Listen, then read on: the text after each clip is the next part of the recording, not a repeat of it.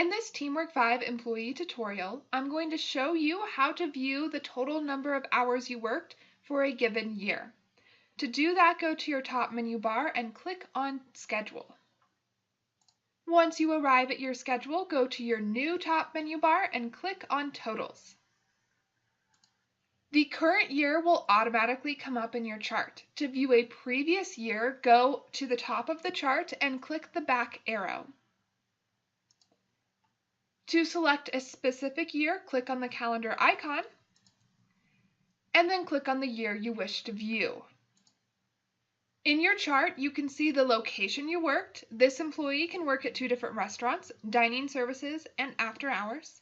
You can see the week or the pay period, the total shifts you worked for that week, and the total hours you worked in that week.